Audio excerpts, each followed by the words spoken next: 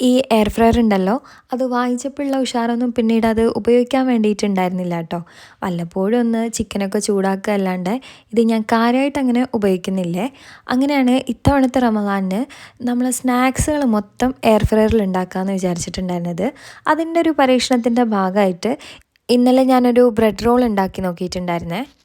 സംഭവം നിങ്ങൾ ആ ഒരു എണ്ണയിൽ പൊരിച്ചെടുത്താൽ അത്ര ടേസ്റ്റ് ഒന്നും പ്രതീക്ഷിക്കരുത്. പക്ഷേ സംഭവം സെറ്റായിരുന്നു കേട്ടോ. നമ്മൾ ഈ ഡയറ്റൊക്കെ നോക്കുന്നവർക്ക് ഇതൊരു നല്ലൊരു ഓപ്ഷൻ തന്നെയാണ്.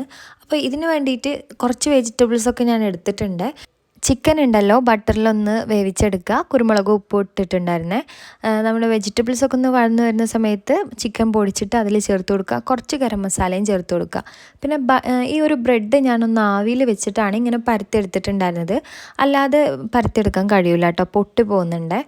പിന്നെ കോൺഫ്ലവർ നമ്മൾ കുറച്ചൊരു വെള്ളത്തിൽ കലക്കിയെടുത്തിട്ടുണ്ട്. അതിൽ മുക്കിയതിന് ശേഷം ബ്രെഡ് കംസിൽ മുക്കിയിട്ട് നമ്മൾ എയർ ഫ്രയറിലൊന്ന് വെച്ച് കൊടുക്കുന്നുണ്ട്. 150 ഡിഗ്രിയിൽ ഒരു 15 മിനിറ്റ് ആയപ്പോൾ തന്നെ സംഭവം സെറ്റായി വന്നിട്ടുണ്ട് കേട്ടോ. ഇനിയിപ്പം എണ്ണയിൽ വേണമെങ്കിൽ എണ്ണയിൽ പൊരിച്ചെടുക്കുന്നവർ അങ്ങനെയും ചെയ്ത് കൊടുക്കുക.